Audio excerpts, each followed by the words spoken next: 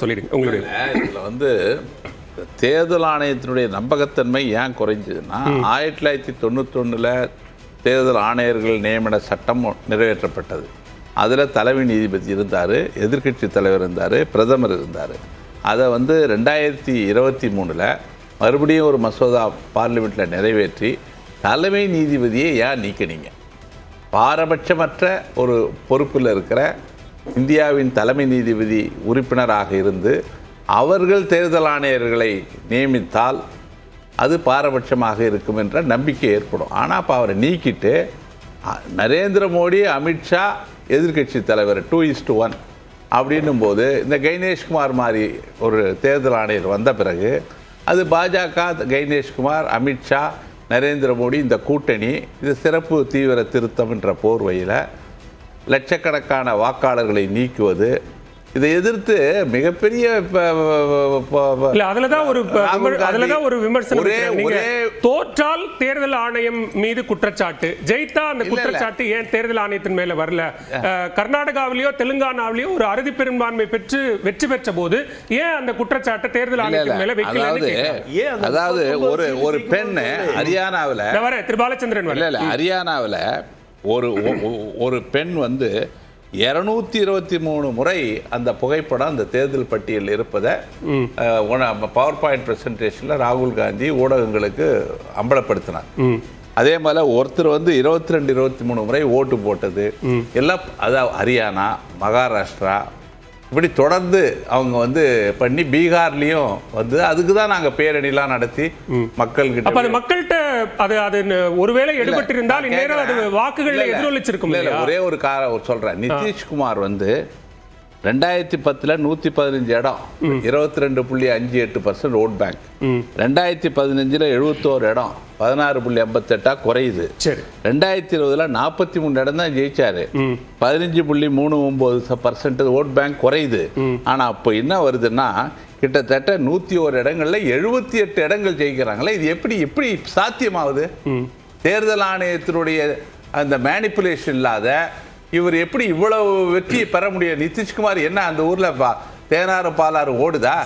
தமிழ்நாட்டுல நான் கேட்கிறேன், தமிழ்நாட்டுல லட்சக்கணக்கான பீகார் தொழிலாளர்கள் வேலை செய்யறாங்க. 39 out of 39 ஜெயிச்சிங்களே.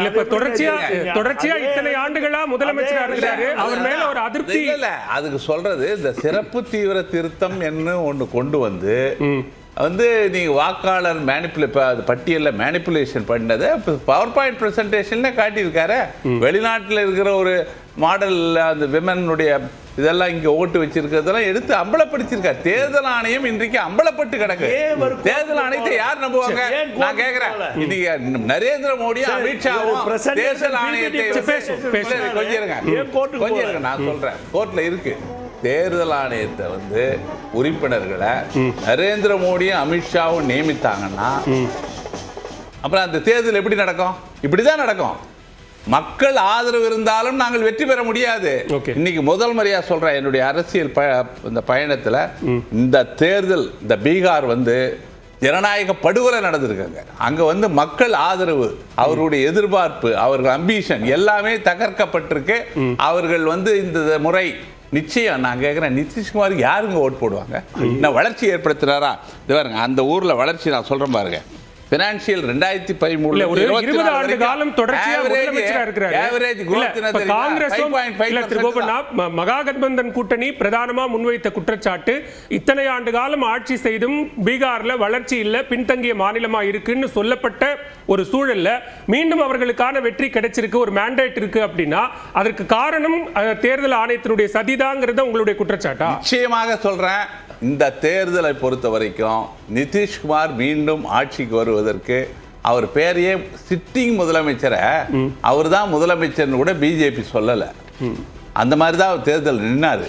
ஆனா இன்னைக்கு அவர் தேர்தலில் வெற்றி பெற்றிருக்கிறாருன்னு சொன்னா அந்த ஊர்ல அவருக்கு வாக்களிப்பதற்கு நியாயமான காரணங்கள் எதுவுமே இல்லாம இன்னைக்கு அவர் மிகப்பெரிய வெற்றியை பெற்றிருக்கார். அப்போ என்னன்னா பாஜக சிங்கிள் லார்ஜஸ்ட் பார்ட்டியா அல்ல ஜனதாதள் யூ சிங்கிள் லார்ஜஸ்ட் பார்ட்டியா இருக்கிற அளவுக்கு பாஜகவை விட அதிகமாக வெற்றி பெறுகிற நிலை இன்னைக்கு ஜனதாதள் ஐக்கிய ஜனதா தளத்துக்கு ஏற்பட்டிருக்குன்னா இதெல்லாம் யாருமே எதிர்பார்க்கல.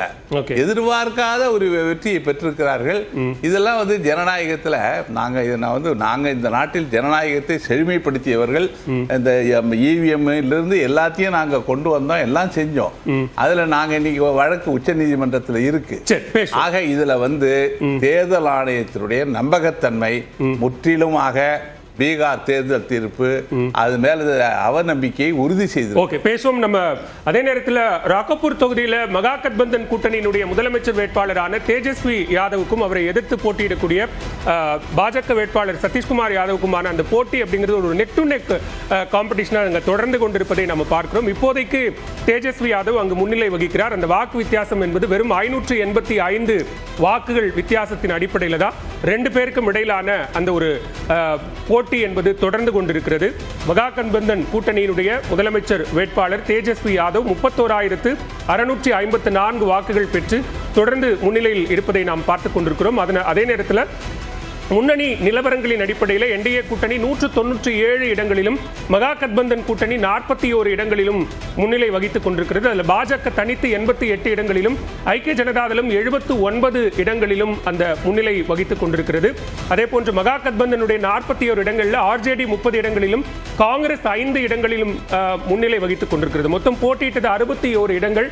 ஆனால் 5 இடங்களில் தான் காங்கிரஸ் முன்னிலை அப்படிங்கிற அந்த ஒரு செய்தியும் நாம் பார்த்துக் கொண்டிருக்கிறோம். திரு பாலச்சந்திரன், தேர்தல் ஆணையத்தின் மீதான குற்றச்சாட்டு வழக்குகள் நீதிமன்றத்தில் இருக்கு அப்படின்னா அந்த கிளாரிபிகேஷனை, அந்த தெளிவை கொடுக்க வேண்டியது தேர்தல் ஆணையம். அவங்க என்ன சொல்றாங்கன்னா, எதிர்க்கட்சிகள் தோற்றால் தேர்தல் ஆணையத்தின் மீது குற்றம் சாட்டுவது அப்படிங்கிறது வழக்கமான ஒன்றா இருக்கு அப்படிங்கிறது தான் அவர்களுடைய பார்வையா இருக்கு.